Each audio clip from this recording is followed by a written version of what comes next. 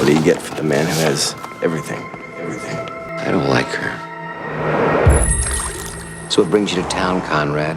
Everything all right? October 12th. What are you selling? It's a game, A game.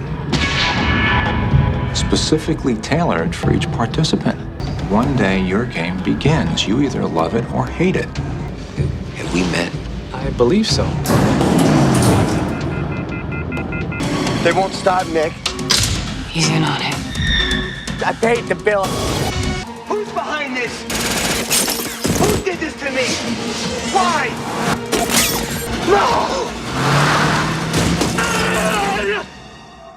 The movie begins with Nicholas Van Orton, a wealthy businessman who lives alone in a large mansion near San Francisco. Though highly successful, his achievements have cost him his family life. Divorced and lonely, Nicholas feels utterly bored. His only living relative is his brother, Conrad, but their strained relationship has kept them apart for 2 years. On Nicholas's birthday, he learns that Conrad has been trying to meet him for days. That afternoon, Conrad surprises him by showing up unannounced at a restaurant to wish him a happy birthday. Conrad, what a surprise. Happy birthday, Nicky. Conrad then hands Nicholas an unusual gift, a voucher for a mysterious game run by a company called CRS. At first, Nicholas suspects it's a bad joke, but Conrad insists and makes him promise to visit the CRS office sometime that week. The next day, Nicholas almost forgets about the voucher when he arrives at an office building for a meeting. Coincidentally, this is where the CRS office is located. He walks in and meets an employee named Jim, who explains the pre-game protocol but doesn't reveal anything about the actual game.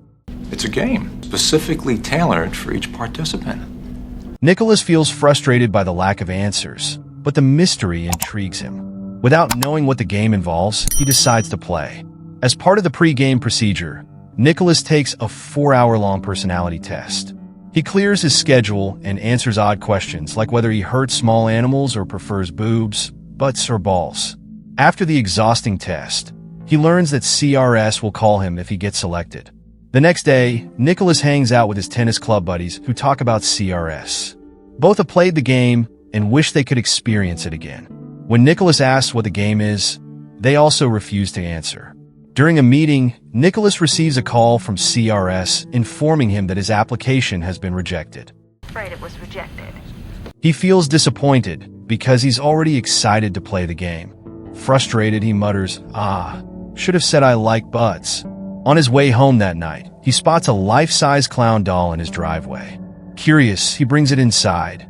While examining the doll, he notices a key attached to its tongue. The key bears the CRS logo, confirming that the game has begun despite the rejection call. As he inspects the clown further, a voice suddenly interrupts him. It comes from the television, where a newscaster directly addresses him, asking if he plans to spend the entire evening dissecting the doll. The newscaster explains the game's rules, telling Nicholas to keep any objects he finds, like the key, safe until the game ends. Nicholas then discovers a hidden camera inside the doll, used to monitor him. Annoyed, he breaks the doll's neck to remove the camera and goes to bed. The next day, several minor inconveniences bother him. Clown-shaped objects appear everywhere. People stare at him like they know a secret, and a CRS pin in his pocket ruins his shirt. These small annoyances quickly escalate. He loses a business deal because he can't open his briefcase. Desperately, he tries using the CRS key, but it doesn't work. Later that evening, he goes to a restaurant for dinner and meets a waitress named Christine. She accidentally spills wine on his shirt, and her boss immediately fires her. Moments later, Nicholas receives his bill with a message that says, "Don't let her get away." Realizing the note refers to Christine, he hurries outside to find her. Nicholas finds a sick man in a dark alley. Christine suddenly shows up and insists they take him to the hospital. A police car conveniently passes by and helps them. At the hospital, as the police, ambulance, and paramedics arrive, strange things start happening. The lights go out, and when they come back on, only Christine and Nicholas remain in the parking lot. Nicholas suspects this is part of the game. Sounds like a stretch, he mutters. They find a broken elevator, which starts working after Nicholas uses the CRS key. He explains the game he signed up for to Christine, who calls it a sadistic hobby for the rich. They escape the elevator and realize they are in the CRS building. While trying to break into the offices, they trigger an alarm and flee.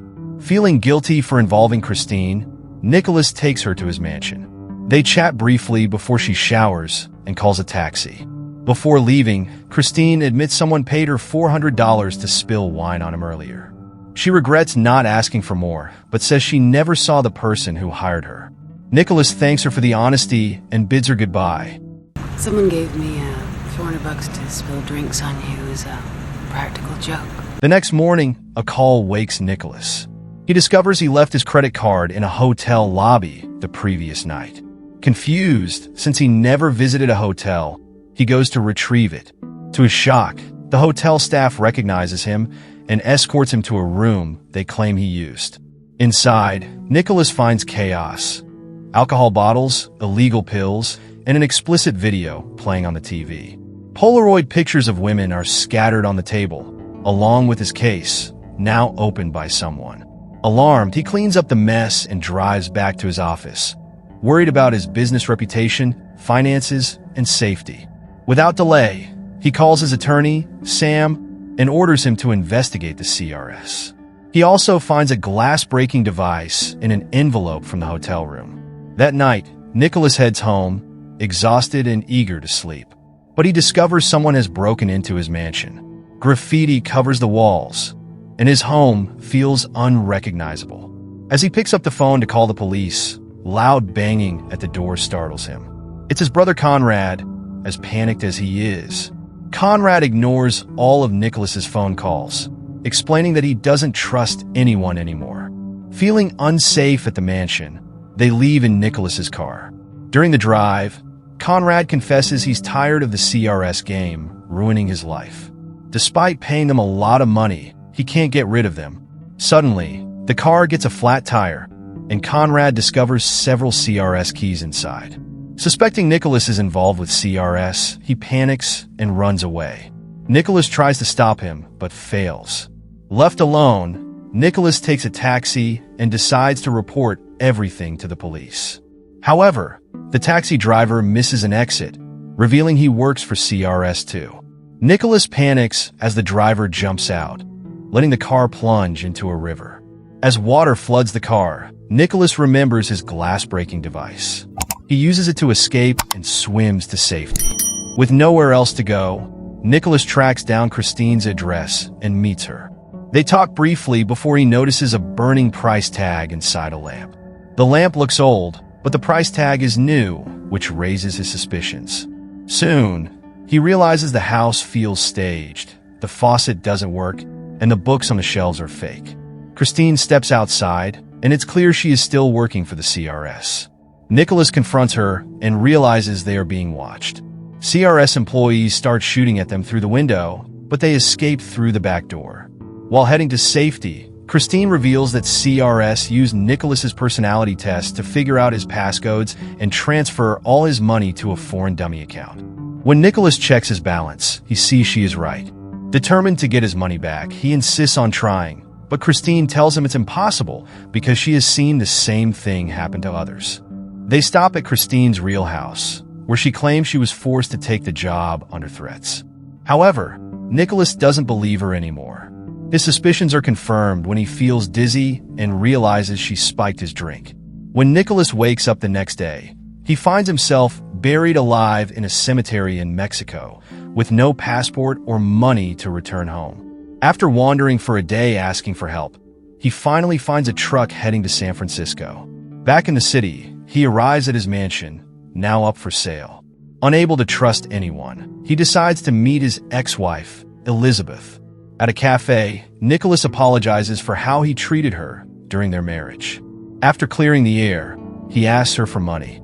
Just when Nicholas thinks his life is over, he sees an advertisement on TV featuring Jim, the CRS employee who helped him last week. Nicholas finds Jim with his kids at an aquarium and threatens him. Scared for his life, Jim takes Nicholas to the CRS's real office. Nicholas isn't surprised to see several familiar faces from the past week in the crowd. but he freezes when he spots Christine. He takes her hostage and drags her to the rooftop. In panic, Christine finally admits that they are still part of the game organized by CRS with his brother Conrad. She tells him his finances are intact, and his family and friends are waiting behind the door to surprise him and congratulate him for finishing the game. However, Nicholas doesn't believe Christine anymore. The door bursts open, and he shoots the first person he sees, Conrad, holding an open bottle of champagne. Conrad dies, and Nicholas, devastated, leaps off the roof. As he falls, his life flashes before his eyes. He crashes through a glass roof and lands on a giant airbag, placed as if someone expected him to fall. Emergency medical technicians arrive seconds later and carefully remove him. Nicholas wakes up to find himself in a ballroom, surrounded by his friends, family, and everyone involved in his game, including Conrad. He realizes that everything, from the moment he found the clown to now, has been part of the game. Conrad admits he started the game to help his brother embrace life.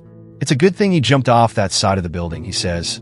Nicholas, shocked at first, eventually relaxes and enjoys the party. How did you guys get down here so fast? He asks, but no one has an answer. Later, Nicholas notices that Christine has left the party. He follows her outside to her taxi, where she reveals her real name is Claire. He asks her to dinner, but she declines, explaining that she was paid to play the game. She offers to have coffee with him at the airport before her flight to Australia for her next assignment. And that's how the movie ends. What did you think of this movie? Let us know in the comments below. Thank you for watching.